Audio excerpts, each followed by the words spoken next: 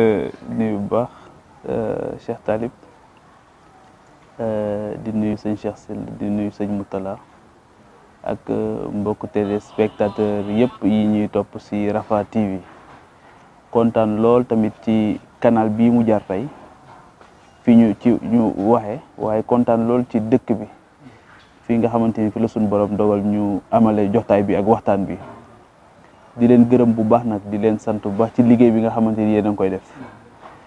àdduna Sénégal yëpp di ko rafetlu waaye fépp sénégalais nekkit di ko rafetlu ñu am ci ay cant yu bari ndax li ngeen ne moom la ñuy fas yéene waxtaane muy ndaw ñi yéen ay ndaw ngeen waaye ba ngeen nekkee ndaw tamit dafa am benn mag boo xamante ni dafa inspiré seen action mu tabbi ci seen xel ngeen xalaat ko mu tabbi ci seen xol ngeen bëgg ko ba mu feeñ ci seen cër ngeen jëf ko jëmmal ko kooku mooy Cheikh Ahmadou Rafah yi mu nekk un leadership éclairé boo xamante daf ko am di ko taxawee di ko doxee ba ngeen naw ko xëy na bëgg a mel ni moom bëgg a jaar ci yoon wi mu jaar ak joxoñam ngeen bëgg a dox tànk yu dëgër jëm ci donc loolu dafa bari ay mbir yu ci feeñ yoo xamante ni daanaka ñun ñëpp ngeen ko defal ndaw ñëpp li ngeen def nii ndaw ñëpp ngeen ko defal yàlla xam na ko mu nekk liggéey bu am solo ñu gis passion bi ngeen ci àndal ak enthousiasme bi di leen ci gërëm bu baax di sant bu baax di santat sunu borom bu baax a baax ci jotaay bi nga xamante ni fas yéene nañ ko am. ok jërëjëf Pape Djibril Fall xam ngeen ko ni ko Cheikh Sylla Talib waxee léegi rek di ko xamante ni ganiinu ani taarif la ku doy sëkk ci ñu waleef ñu koy xamle fii ci réew mi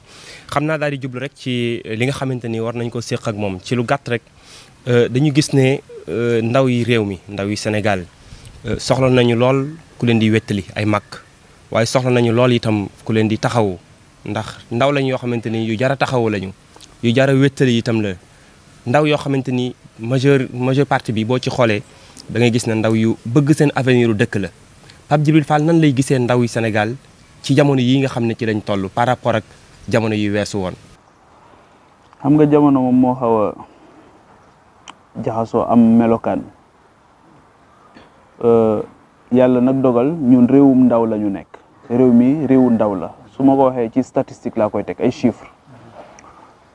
téeméer boo jël tey juróom-benn fukk yi ñaar fukki at la ñuy am téeméer boo jël juróom-ñaar fukki yi 70% fanweeri at ak juróom la ñuy am kon réewu ndaw la ñu am su boobaa nag dafay laaj liggéey bu rëy a rëy boo xamante ni ñëpp a ciy jàpp ndax ay ndaw kese soo leen bàyyee ñu dem musibaam ndax mag ñi itte woon nañu ay ndaw yoo xamante ni dinañ leen gunge dalal seen xel ci ne liggéey bi ngeen tàmbali ñun dinañ ko eggali mooy li may wax li ma tuddee transmission waaw moo tax damay wax jamono bu nekk ne bokkuma ci ñi nga xamante ni dañu gëm alternance générationnelle dama bokk ci ñi nga xam dañoo gëm solidarité générationnelle waaw mooy nan la ñuy def ba xale bi ak xam-xamam ak dooleem ak bëggam nan lay def ba fekk ci kanamam mag boo xamante ni dina am expérience dina am sagesse bi dina am dal gi dina am jaar-jaar bi suffisamment pour mën koo wax tegal fii sa tànk bu ko teg fii teg ko fële léegi nag à partir de ce moment là dañuy xool ñu nan la ñuy jëriñoo ndaw ñooñu sunu réew ci foofu la am jafe-jafe fi mu am jafe-jafe mooy boobu ba tey ndaw ñi dañ leen xool rek comme benn charge di ko jooytu ndaw ñi sa réew bu dee ndaw ñaa fa tawfeex la ci yow bu fekkee ne da nga am ay objectif de développement tawfeex bu rëy la da nga cee war a sant suñu borom mais il faut que ñu d'accord ci ndax dañ koy def charge di ko jooy di ko naqarlu wala ndax dañuy ciy defaw taxaw seetlu boo xam dañ naan kat ñun am nañu chance bu mag par rapport ak objectif de développement yi nga xamante ni am nañ ko ndax charge la wala ndax chance la yow mi nekk ci sa kër am njaboot yor ay tool war leen a bay yàlla jox la ay ndaw yooyu charge la wala chance la tawfeex la ñun yàlla suñu borom tawfeex boobu la ñu defal léegi nag bu ñu ndaw ña du doy il faut que nag mu am le défi de la formation maanaam foog ñu jàngal leen foog ñu tàggat leen ci bëgg seen réew foog ñu tàggat leen ci temps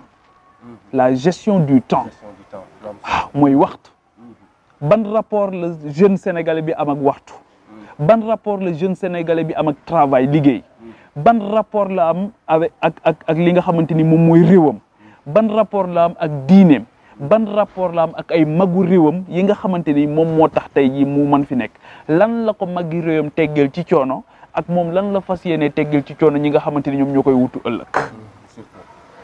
waaw donc loolu ay challenge la yu mag yoo xamante ni dañ ci def ñi nga xamante ni ñoom ñoo fi nekkoon nag ñoom tey jii ñoo ngi jëm ni ci nisfu Shaaban war a fàttaliku ki nga xamante ni moom mooy borom daaru Cheikh Ibrahima Fati, mais boo ko jëlee moom bi nga xamante ni Serigne Touba nga koy yónni muy fekki gouverneur boobu ci ndaw la tolloon te il avait suffisamment les moyens intellectuels et moraux pour négocier Serigne bi. presque 30 ans. loolu du lu ndaw de du lu ndaw de waaw du lu ndaw de ndax ba muy dem ma ngay fekki ku am doole nguuru àdduna, ma ngay fekki ku am privilège, ma ngay fekki ku am alal àdduna, ma ngay fekki ku am tur, ma ngay fekki ku am loo mën a bëgg maam yor na ko ci àdduna. léegi nag kii di dem di négocier te wóor na ko ne waxtaan bi muy waxtaanee ak moom duñu ko fa ger, wóor na ko fa ne duñu ko fa, moo tax dafa doxee sax mat gu doy waar. ndax sëñ Bachiroo ngi nettali ci Minanu Baaxil Xadim ne ba mu demee bu nee na mu gis seetlu ne buy wax ak gouverneur bi ki koy interpréter maam Thierno nee na su ma waxee jàmm gis gouverneur bi mel ni dafay kii ndekete interprète bi mooy wax leneen lu dul lu wuuteeg li maam Thierno di wax. maam Thierno ci communication non verbale gouverneur bi communication non verbale ci la xamee ne lii ci la njortu ne li muy wax interprète bi waxu ko mu daal di génn daal di dem seeti ko tudd Parnaan Jaw ci Ndar daal di koy woo ne ko dama bëgg nga gunge ma ci gouverneur ndax damaa tuumaal ki ma doon interprète ne li ma ko wax loo waxu ko. Parnaan Jaw ñëw wax ko gouverneur bi daal ne bu dee noonu la nañu ko reprendre ñu reprendre ko et effectivement ndekete interprète bi li mu doon wax loolu amul intelligence boobu.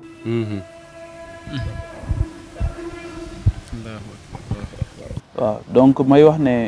bu ngeen xoolee borom daaru jeune âge ci Zahir ci la ko sëriñ bi investir mission bu màgge noonu bu rëyee noonu boo xoolee tamit kii nga xamante ni moom mooy sëñ Modou Moustapha bi fi sëriñ bi jógee bàyyi ko fi ci Zahir mu jiite yoon wi engagé aussi liggéey yu mag damay wax ne sëriñ bi muy dem lim fi bàyyi moom moo tës sunu état yi boobu ba tey pour ñu def ko mooy un capital humain de qualité mooy waajal nit ci biir ak ci biti ba nga xam ne lii mën a tënk doomu aadama yëpp ba li tax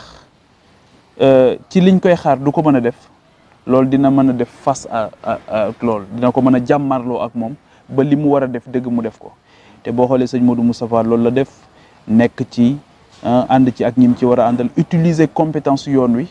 ba nga xamante ni projet yi nga xamante ni yëpp sëriñ bi bàyyi woon na ko fi naal yi mu am ci loo xamante ni lu kawe njort la waaw ndax da lay leeral rek chantier bi ni mu tolloon ndax keroog ba mu génnee ci négociation ak tubaab bi pour jumaa ji autorisation construction bi dafa wax ne tubaab bi jox na ma jumaa xañ ma jumaa ndax tubaab bi condition yi mu ci boole jàpp na ne africain wala nit ku ñuul waru ko mën a matal ndaxte on venait de sortir d'une crise c'était la crise des années 30 donc crise bi am na problème la déficit bi ci wàllu compétence ak ressources humaines problème la waaye boobu li nga xamante ni lañ ko bàyyee ci liñ ko tabaxee ci ba mu mat sëkk li mu doon loolu moom moo déterminant loolu mooy éducation bi ma doon wax loolu mooy formation bi léegi nag cause yi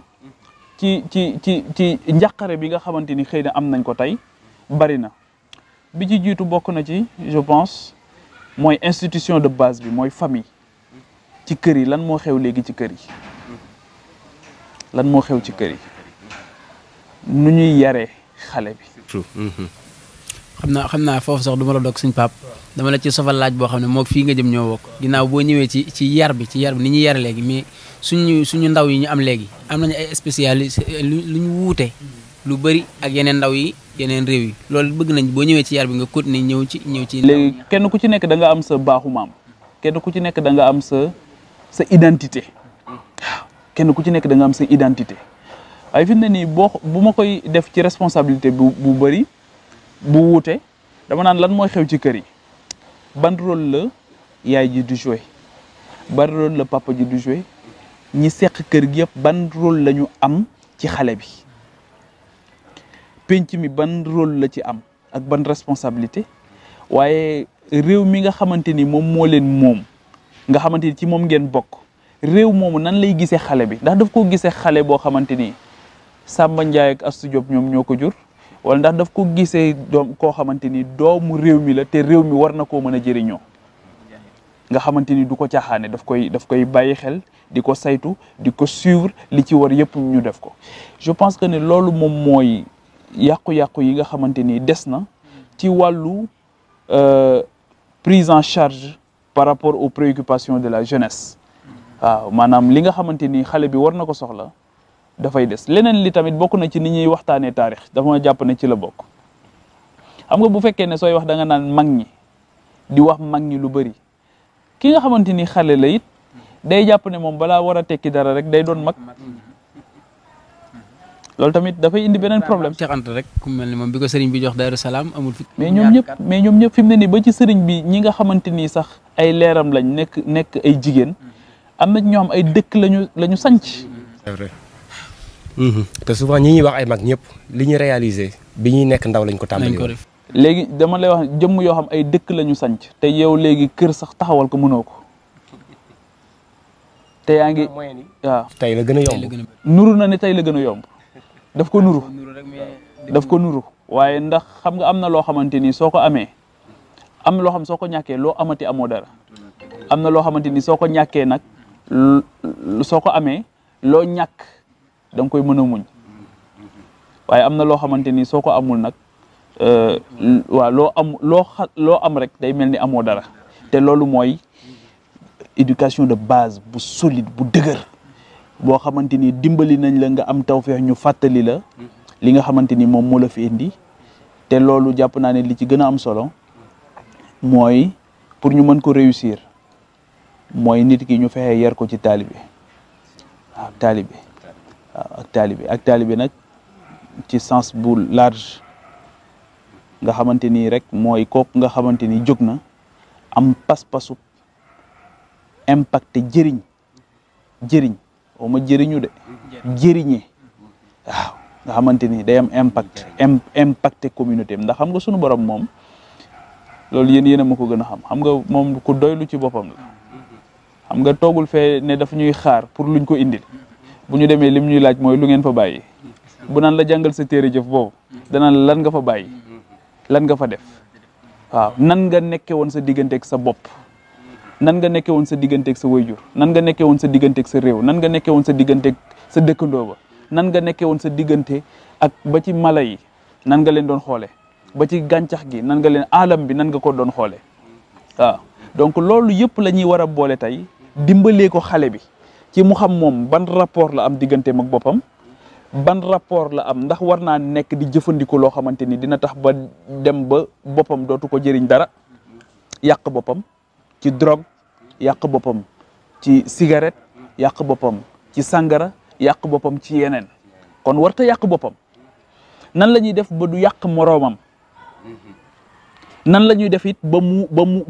mu sàmm digganteem ak boroomam digganteem ak boppam digganteem ak moroomam digganteem ak boroomam su ma nee moroomam nag dugal naa ca wayjur ba dugal naa ca dëkkandoo ba dugal naa ca soxna sa wala borom kër ba dugal naa ci fa ngay liggéeyee dugal naa ci nangam mooy ñi nga xamante ni yéen a bokk penc mi donc yooyu yëpp pour man ay mbir la yoo xamante ni foog ñu koy fàttalante di ndax di nga gis li sëñ Sambay doon wax di nga gis léegi ndaw ñi di def loo xamante ni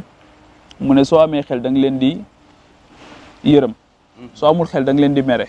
waaye soo amee xel da nga leen di yërëm mu ne ndax fa ñu war a sujjoote la ñuy sawe waaw mooy mbir yi niñ koy inversé waaw yedd yërëm moo ko gën. dafay mel ne mag ñi ñenn ci mag ñi xëy na seen responsabilité ci ndaw ñi dafa des ndax li ci ëpp ci ñoom dañuy fexe ba kër gi na ñoŋ. fexe ba kër gi sawara du ko mën a laal fenn waaye du ñu préparer njaboot gi te te alxuraan dafa waxoon ne xu anfusakum wa ahlikum naara te bokk na ci ni ñuy préparer xale pour bu ëllëgee bu taxawee ci kanamu boromam rendre responsabilité boobee mooy ñu yar ko yarub diine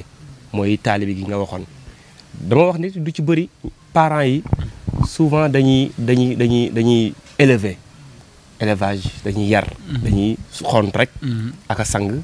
waaw mais éduqué wuñu éducation amul. mais nag état am na ci responsabilité bu rëy a rëy parce que moom moo waroon a fexe ba école doy. école itam wuute kenn ku nekk nga dem ca bala neex waaye bu xale bu génnee ci école bi itam mu fexe ba wutal ko foo xamante ni fa lay daanee dooleem loolu feeñee ci suñu jamono yi ci gannaaw bi xale yi génnee état bi mu génnee lu mu wax dana leen jox xaalis nangam yaakaar ne peut-être xale yi xaalis moo leen yëkkati mais xale yi formation lañ soxla parce que xaalis balaa ëllëg mu jeex nan nga jàngee action boobu na xam ne am na ci diggante état bi ak ndaw ñi mais surtout nag ak seen préparation ni état di jàppee surtout ay ndawam ci bu soxlaa rawatina bu fekkente ne dañoo toll ci année électorale ni ñuy dëgmale ndaw ñi ubbil leen seen i buntu te bu jàllee rek mu mel ne du woon ñoom. xam nga sunu réewu Afrique yi moom lu bëri dañ koy état dafa am foo xamante ni daf fay intervenir waaye pour man am na ci loo xamante ni bàyyi koog état mooy sànq sa askan sànq sa njaboot sunu état yi ñu am dañoo tële lool waaw dañoo tële lool ñoom sax xam nañ ko waaw dañoo tële lool donc am na ci loo xamante ni doo leen ci xaar waaw da nga ciy nekk rek ba nga xamante ni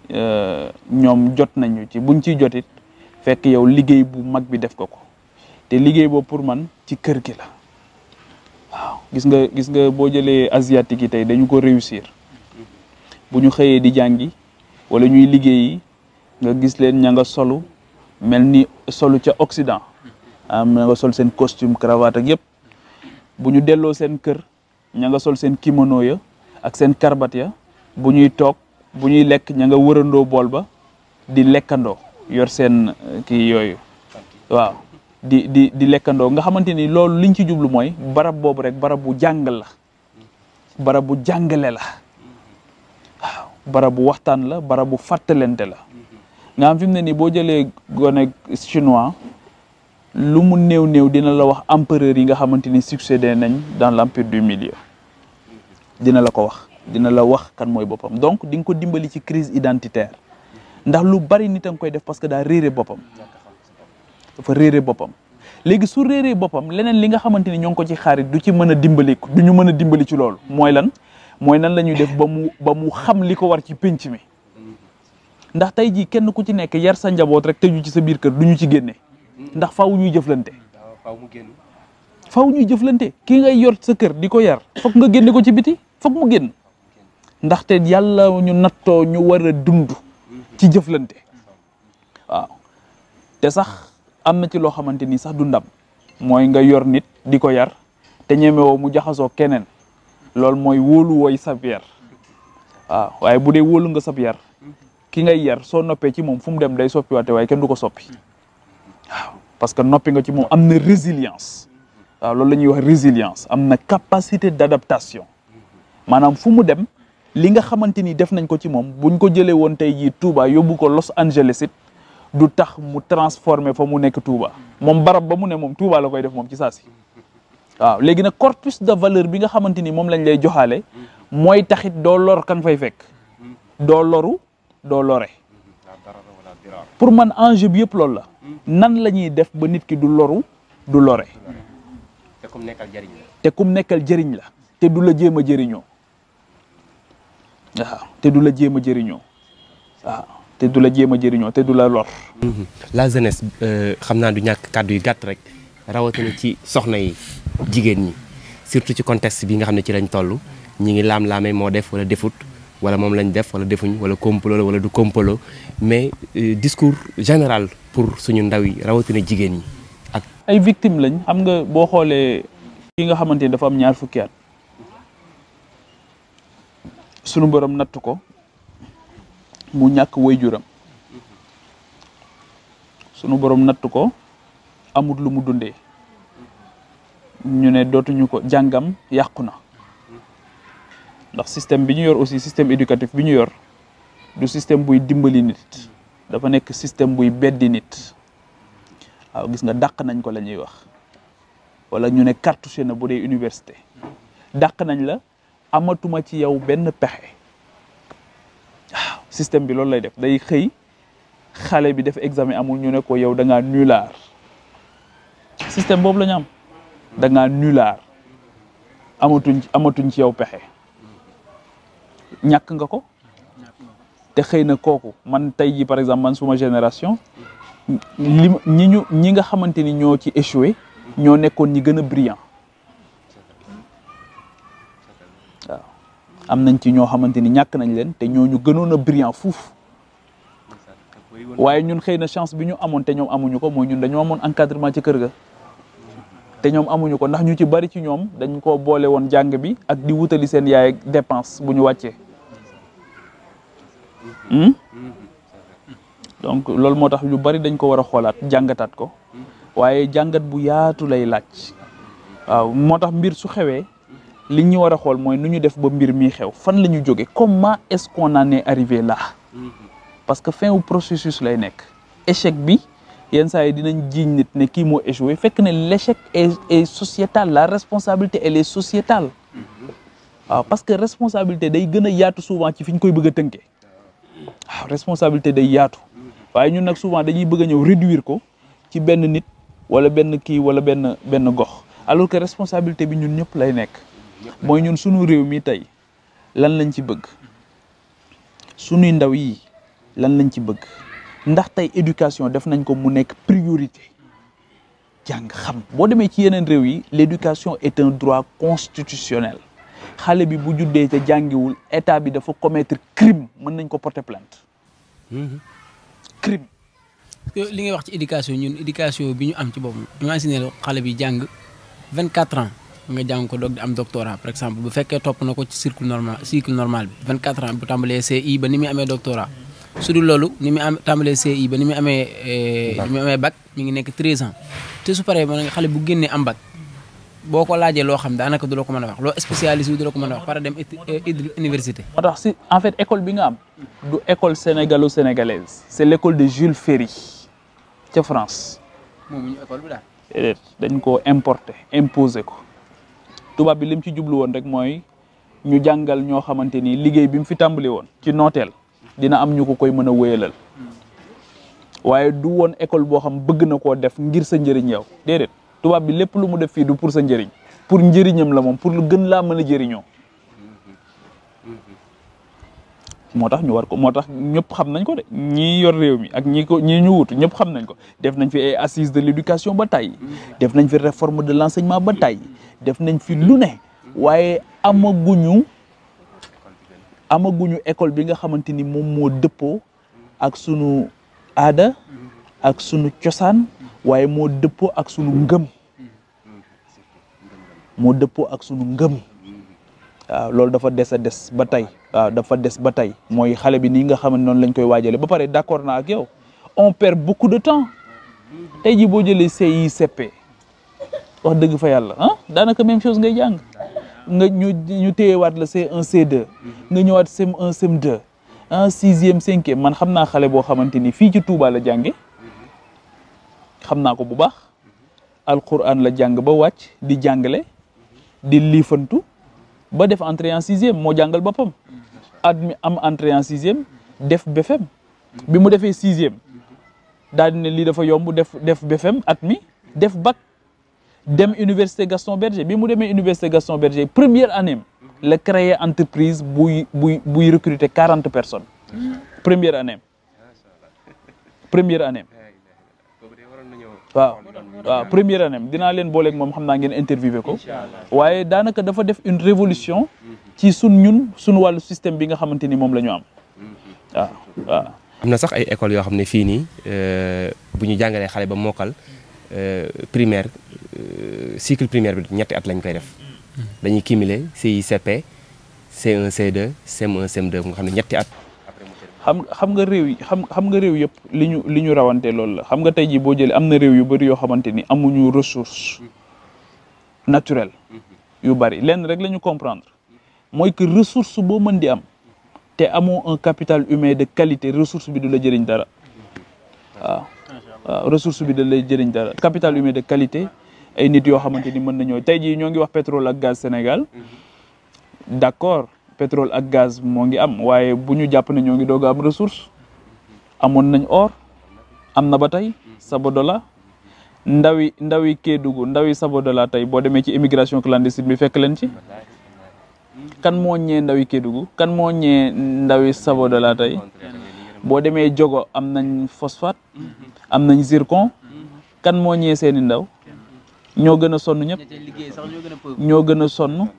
gis nga fii ñu wax ne gazu Gadianga bi gis ngeen Gadianga ni mel waaw te ñun muy man muy yow muy keneen ñoo ngi doog a yëg ne gaz a ngi ci am ci réew mi waaw te gis nga dëkk ba na mu demee. waaw mi ngi signalé suñu Pape te ku mel ni yow édition spéciale la waroon a doon. édition spéciale parce que li ngay wax lépp njariñ la loo xam ne day delluwaat ci ñun jeunesse yi. ñun ndaw ñi pour mu mën ñoo jariñ. kon dañ koy leb rek li naan loo xam ne lu jiw a jeexul jugu fa la. te yow comme ñoo bokk yëf yi. yaakaar nañ ne incha allah dañ amaat yeneen jotaay yu gën a yaatu waaye daal lenn rek muy message boo xam ne maa ngi koy lancé. muy ñun dañoo soxlawaat ay repère dañoo soxlawaat ay royuwaay. surtout kon buñ ci amee lu néew rek. nañ ko jàpp ak suñu fukki loxo. ak bu mu mën di doon nag bu mu mën di doon royuwaay bu mu mën di doon rek dañ ko jàpp. bi ci topp yi muy Sëñ Pape ñun suñ ndawi Sénégal yi dañoo xaw a yuqat dañoo xaw a dàcc dañoo xaw a tàyyeel. parce que dañuy am ci nit yaakaar moo xam ci waa fànn goo dem ci biir réew mi. ñu dem ba ci yàgg rek gis koo ko jékki-jékki xëy woon leen gannaaw. ku ne jekk-jekk woon la ginnaaw nga amoon ci moom yaakaar day damm sa moral day damm ci yow lu bëri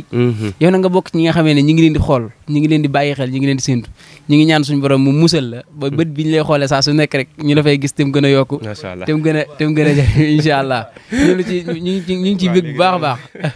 loolu am na solo mais dafa am benn njumte bu ci am souvent tamit mooy da nga wax ne léegi dañuy am ay modèle ñu toog ba ci yàgg dootu ñu leen gis nga réew mi